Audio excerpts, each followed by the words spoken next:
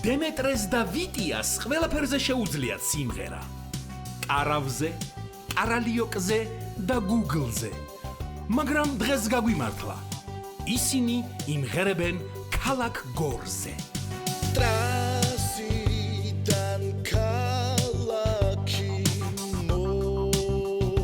მოსჩანს და გვირგვინად ამ ქალაქს ამშვენებს ციხე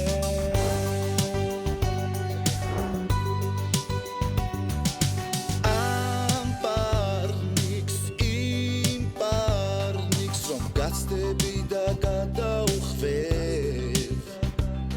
იქნების მიერს კითხავ და დაგაკვარ